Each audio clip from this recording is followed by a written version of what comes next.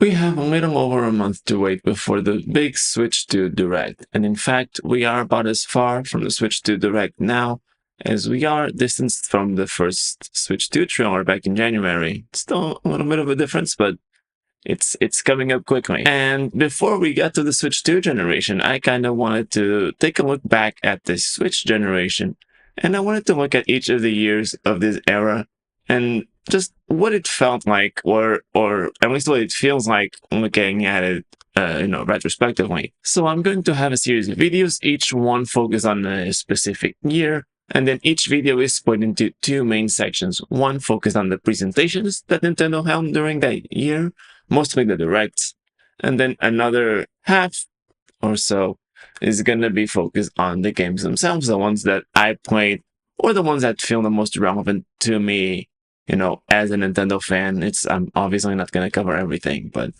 yeah, that's the general gist. So let's get started with 2017. So 2017 kicked off with the big Switch presentation. So at this point, the Switch itself wasn't out. It only came out in March. And so we had the big Switch presentation in January 2017, and it felt amazing at the time. So I talked about this last week a little bit, but this was a live presentation, unlike the typical directs. And that made it feel that much more special. I was so excited at that time, just seeing everything that was coming out of that event.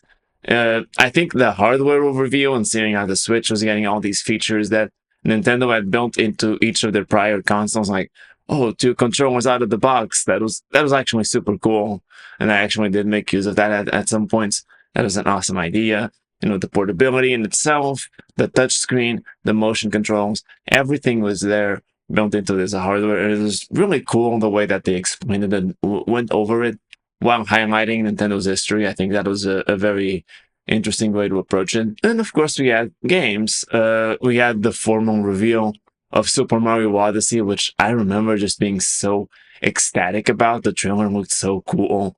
I have this really specific memory of feeling very strongly about the Steam Gardens world, I believe. There's this section in this trailer where you see a path of flowers kind of appear, out of nowhere, and Mario's just running along it, and it's really cool. I don't know, that really stuck with me. But yeah, Mario Odyssey looked amazing in this first trailer. I really liked seeing it. I also really liked ARMS from the very beginning. I know that game's like forgotten now, but I really liked the concept. I don't like how colorful it was. It looked really fun to play. And it was, I got it at launch and I really had a good time with it. I didn't really care much for Splatoon 2 or 1 to Switch that much. There was a lot of stuff that I didn't care about here, actually. Xenoblade 2 is not really my thing. Shin Megami Tensei really meant nothing to me at the time. Still really doesn't, but it was even less of a thing for me back then. However, the final reveal in this presentation, the Breath of the Wild launch trailer or announcement trailer for the launch date, man, that was a special moment. That trailer was so well done.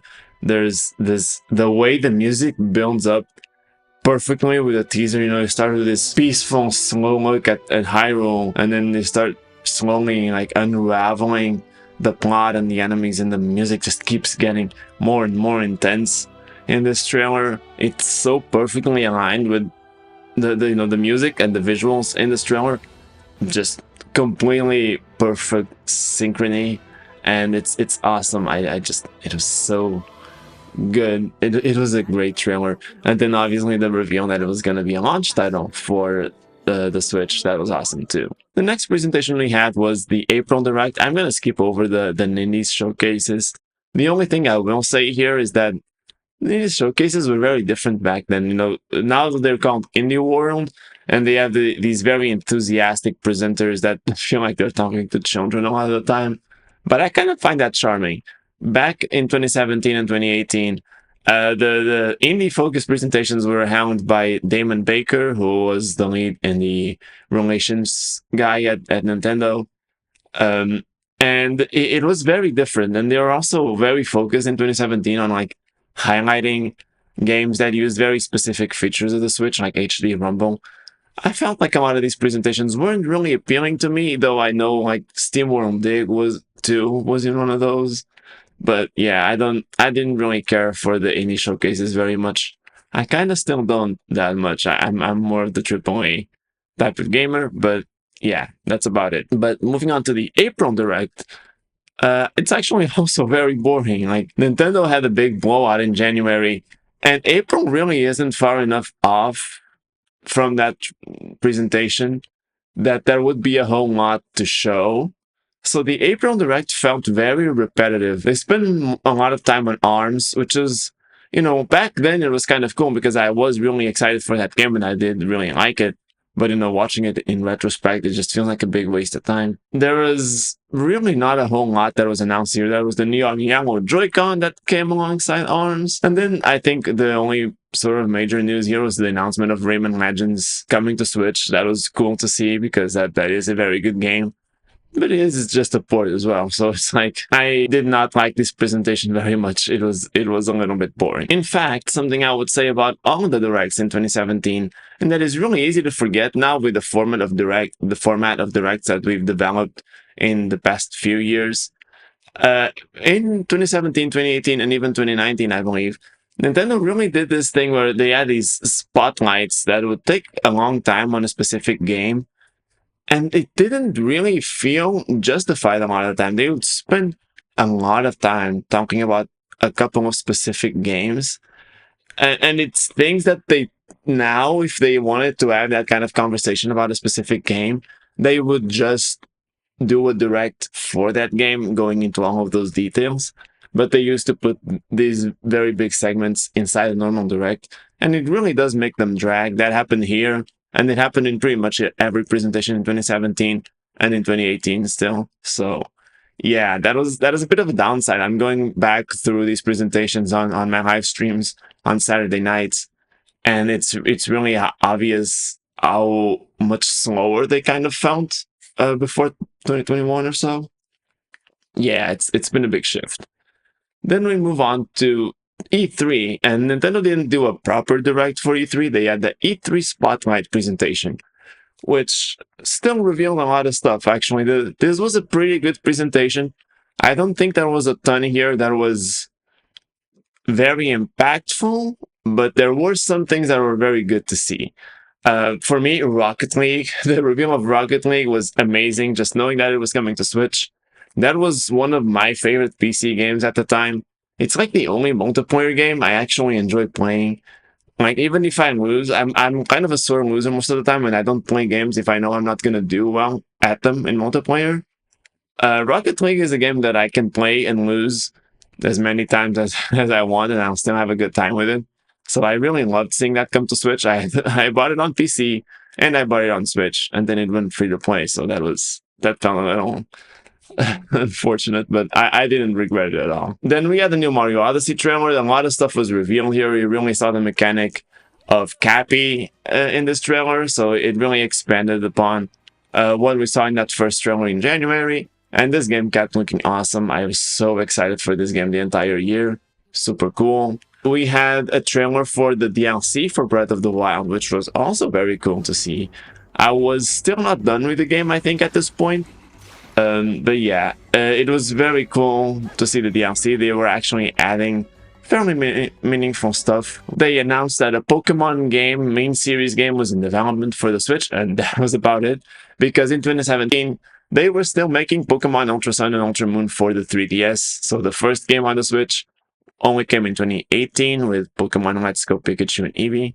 So this was kind of that announcement, like very early on, that they were developing a game for the Switch.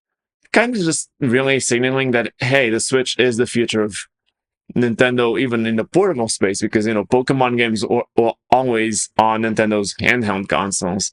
So with the Switch being this home console to go, it was kind of a gray area, but, this announcement kind of made it clear that, yeah, Pokemon is going to continue on this hybrid system. Like, this is going to be the new home for Pokemon now. And yeah, that was awesome. Even though there wasn't really much to it, it was just like reassuring to know that they were working on main series games for the Switch. We also saw trailers for Kirby and Yoshi at this point. Neither of these games have titles yet, I believe. And they ended up coming out almost a year apart. Like Kirby came out in early 2018 and Yoshi in 2019, but they were both revealed here, and they look they kind of have a similar vibe. They're these kind of cozy games, cozy platformer games that are a little bit easier than something like Mario or especially Donkey Kong. So yeah, it's interesting that they were both revealed here, but they were released so far apart. And then I think, the biggest moment of this presentation obviously has to be Metroid Prime 4, which just showed up as a logo that was very temporary. They just kind of smacked the old Metroid Prime logo together with the 4. There was no subtitle, no footage, nothing. They just said it's in development now. And 8 years later, we still don't have that game out, though we finally did get more information on it, so that's cool. And then we move on to the September Direct, which was a little bit more interesting, though it was still pretty slow. It's interesting to see how much things kind of slowed down for some of these Directs. I feel like Directs nowadays, all of them have something special that makes them stick out a little bit more. Looking back at 2017, it doesn't feel that way as much, though there is a huge announcement here, which is Octopath Traveler. So this game, I feel like a lot of people already know about it now, but at the time, this felt so special and unique. So Square Enix came up with this style that they were calling HD 2D, which is this pixelated art style that actually still uses 3D models, and it looks so good. Like, they've improved it over time with more games using this style, but this first impression was already amazing. Like, I'm not a big RPG guy. I didn't buy this game, but it looked so good. Like, that pixel style with a sort of 3D rendering thing, it was so nice. The lighting looked amazing with that style. It's just, it was awesome just seeing that world. It was beautiful. And I was always very fond of this game, even if it's not really my style. I did play the demo and I realized, yeah, RPGs aren't really my thing, but the art style is so admirable, I think. So that was awesome to see. And then we had other things like Doom 2016 was coming to Switch, and Wolfenstein 2, The New Colossus, I think is the name, also came to the Switch. They announced Snipperclips Plus, which was a retail release of an eShop game. That was cool to me because I did actually buy Snipperclips at launch, and it was really cool to get more content for it. So yeah, that was the highlight. I think those are the highlights. I think of the September 2017 Direct. Obviously, they had more things, more trailers for Mario Odyssey, Xenoblade 2, a few other things, but nothing really impactful, in my opinion, in this Direct that we hadn't seen already. And even though Nintendo didn't have any other presentations specifically, we did get one more big Switch reveal at the Game Awards in 2017, where Nintendo revealed Bayonetta 3, another game that didn't come out for like 5 years after that, but it eventually happened, so hey, that's cool. So yeah, those are the presentations and announcements that Nintendo made in 2018 and 2017, sorry, that really stuck out to me. But now let's talk about the games that came out in 2017 and that I played, well, at some point. So first off, obviously, we have Breath of the Wild. So this came out alongside the Switch, and even though I got the Switch on launch day, I actually didn't get Breath of the Wild itself on that day. I had pre-ordered the special edition, but it was too late, so it didn't come in, and I waited a week or so and just ended up giving up and buying the normal edition. That was a bit unfortunate, but that was on me. Anyway, Breath of the Wild was the best game of all time for me at that point. It was so revolutionary for me in what it managed to do. I was never interested in open world games. Like, I would look at a lot of games like Skyrim, and it felt overwhelming. The world just felt like I didn't want to be there, waste my time just wandering around trying to find things, finding my way or something. It didn't feel appealing at all. Like, it just felt like it was too much for me.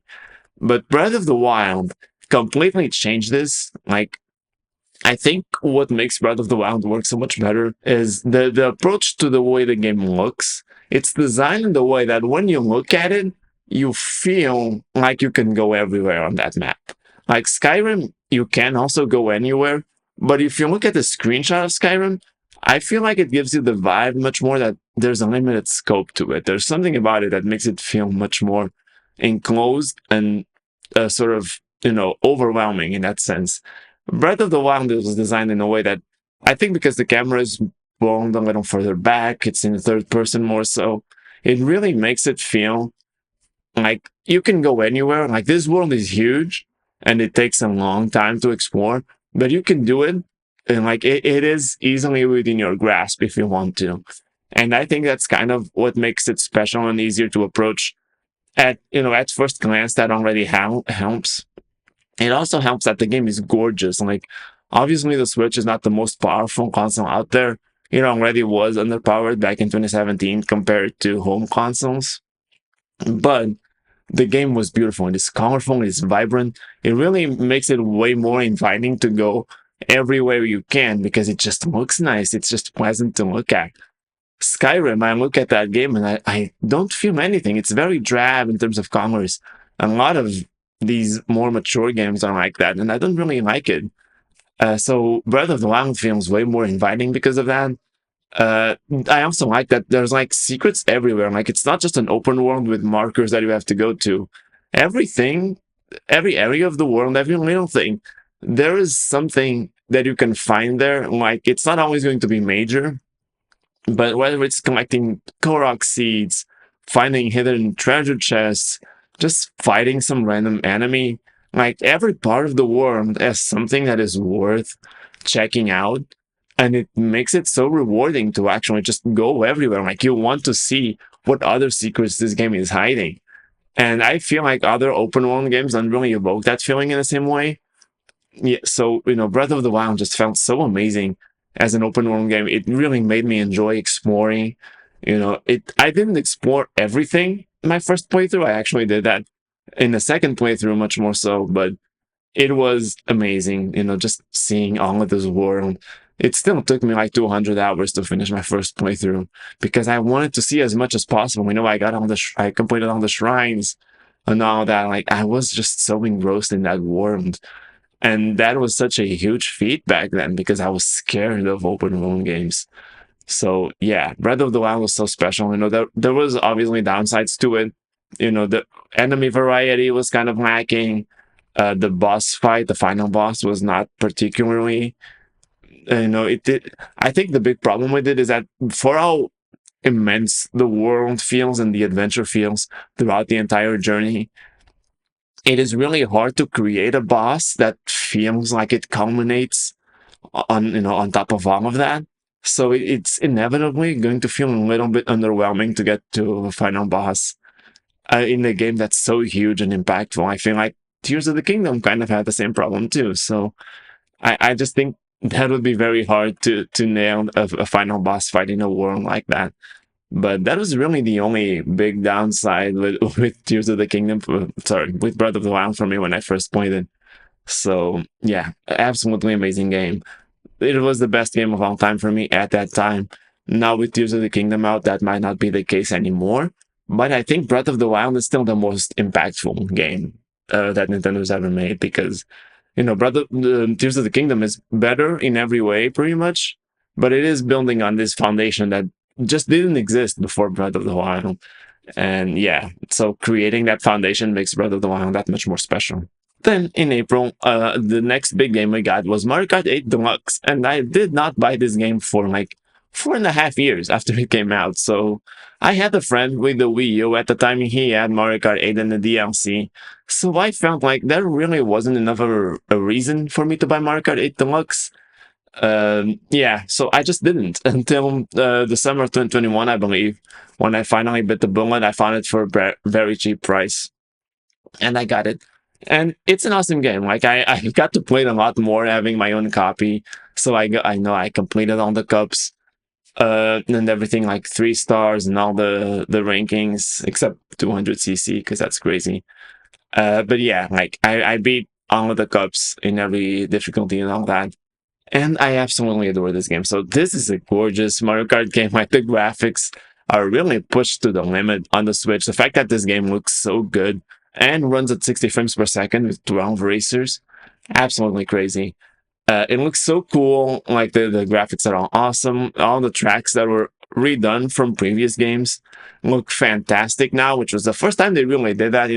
In previous games that had retro tracks, the old tracks really felt like they were old. Like you could see that they were being brought over with only the necessary improvements. But here, they really just redid everything and made it feel completely new.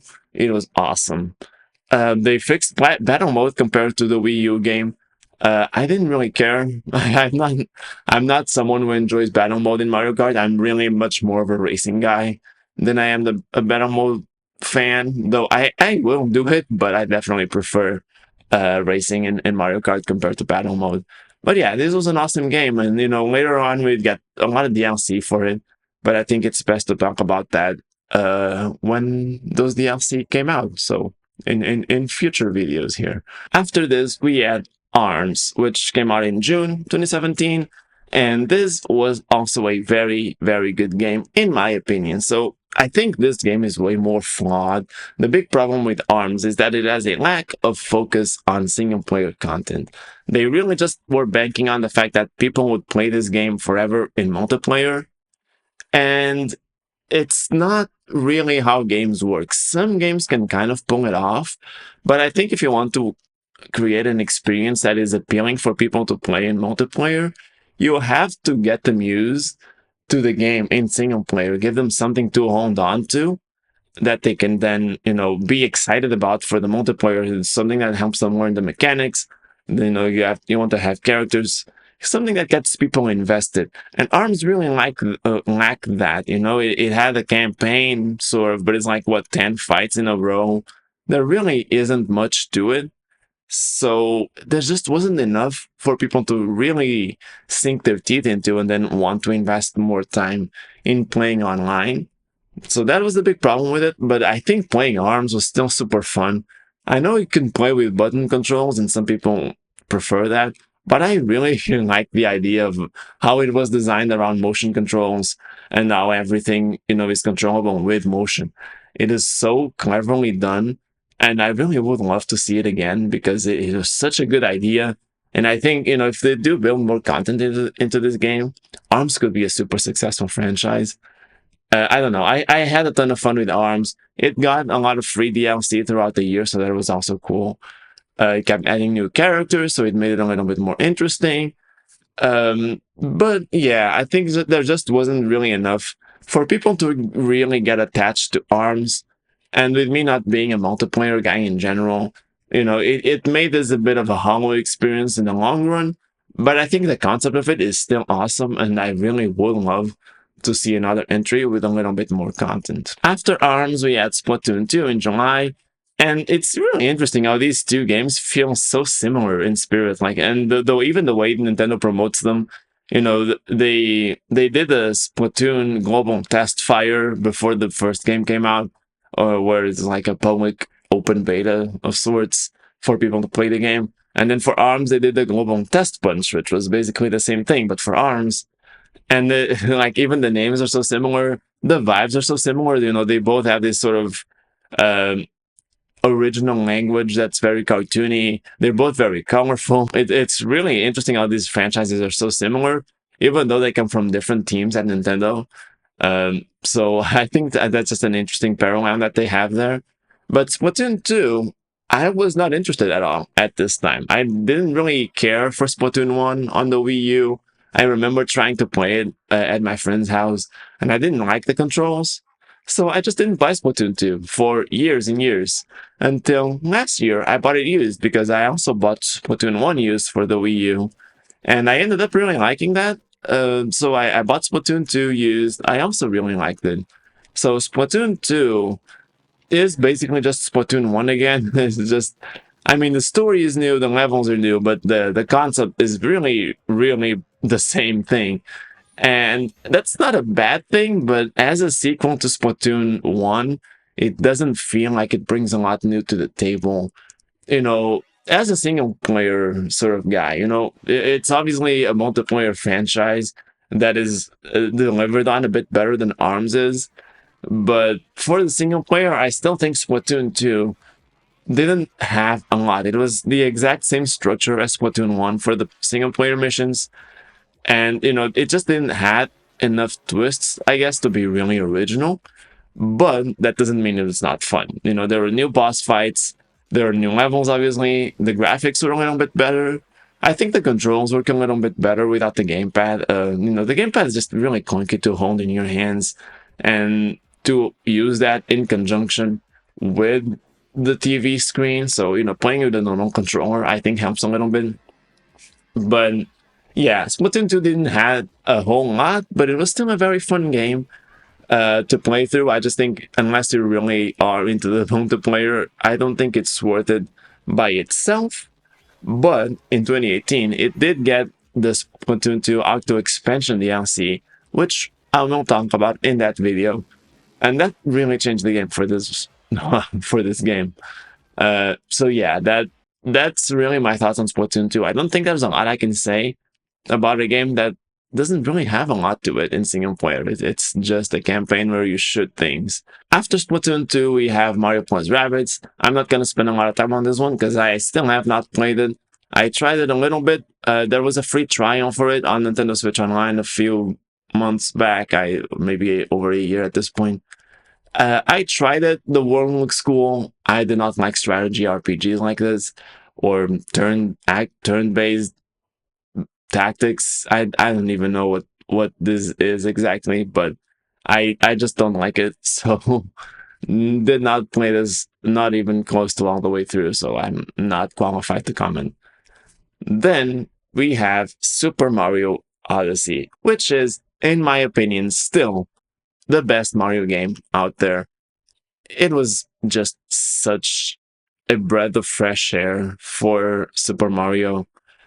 Um, yeah, it was amazing. Like they took this open world formula, sort of. It was kind of the Breath of the Wild to the Mario series. It wasn't fully open world, but you had these huge, expansive areas to go through, and it was the first time ever that this was done.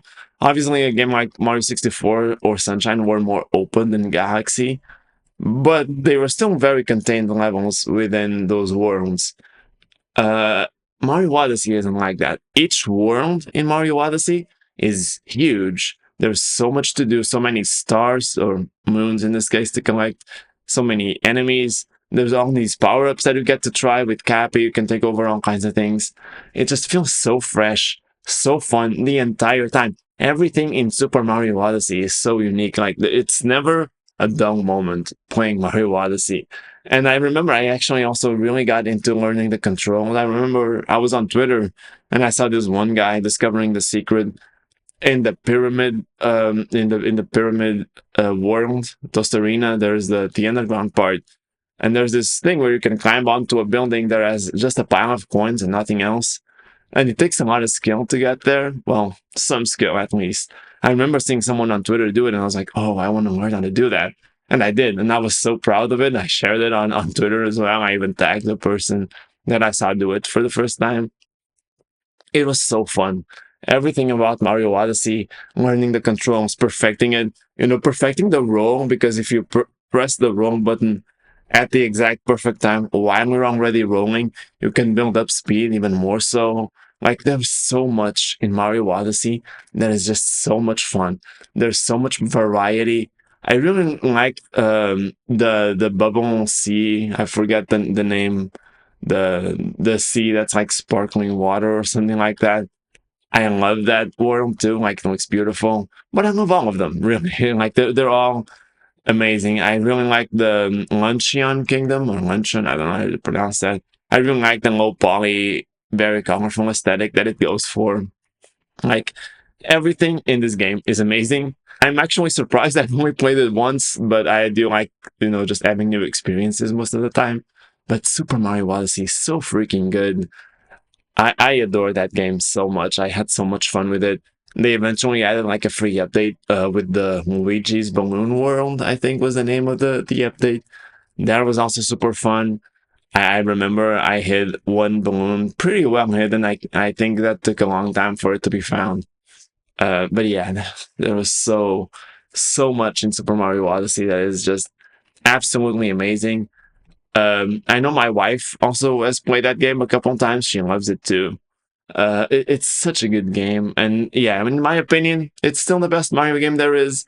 I think later on with Mario 3D World and Bowser's Fury, it got close, but yeah, Mario Odyssey, just absolutely amazing game.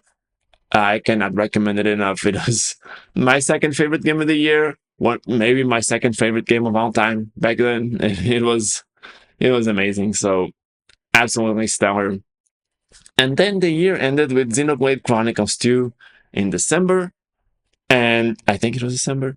And I don't play Xenoblade, so I can't really comment. I know Xenoblade 2 is very like controversial. It really leaned into this anime style, just the characters and everything. A lot of people didn't like that. But I know like mechanically it's still a very good RPG. It's just not a kind of game that I care about, so I can't really say a lot. But looking at this lineup, based on the games that I played, and even the ones that I haven't played but that I know are very high quality, like Xenoblade 2, 2017 was a very special year for Nintendo. Launching new hardware and having all of these games that are so good in that first year. Like, this was a 9-month, 10-month period, and there was so much in this freaking year. Like, Breath of the Wild, Mario Kart 8 Deluxe, ARMS, Mario Odyssey, Xenoblade Chronicles 2. All of these games were absolutely phenomenal. And it's such a good lineup to have in the first year of a system. It really makes it obvious why this console has done as well as it has, because it was off to such a great start in terms of games. Like, there was so much. And the fact that you could have all of these experiences and you could play them at home on a big screen, or you can just take them with you anywhere you go, could play them in an airplane, play them wherever you want. It was so special to have all of this, and I don't know if that kind of feeling is gonna be replicated like ever, but it was so good. Like, 2017 was an amazing year for Nintendo. As a Nintendo fan, like, it was a dream to be in that situation after the Wii U era was so slow and tedious a lot of the time. So yeah, 2017, absolutely amazing year for Nintendo. Amazing start for the Switch, and it really set up what would be one of, if not the best Nintendo generation ever. So yeah, absolutely amazing year. That's pretty much my thoughts on it. It was amazing. 2017 was awesome, and I can't wait to see what Nintendo does for the first year of the Switch 2. Even though it's gonna have like a shorter span of games, I am expecting a lot of cool stuff too. So hopefully we can replicate that feeling as close as possible for the Switch 2. But yeah, I'm super excited for that. And yeah, that's about it. Thank you for watching, and I'll see you next time. Bye. Hey, before you go, I am going to stream tonight again. I try to start at the latest at 11 p.m. GMT or 6 p.m. Eastern Time, so I would love to see you there. However, I also want to let you know that I'm not going to be making a video or a stream next week because I have some personal things that I need to do. So yeah, next weekend, nothing from me. I might try to do like a short talking about the Pokemon Presents that's happening on Thursday. I might do that. But yeah, that's about it. Thanks again, and I'll see you later. Bye.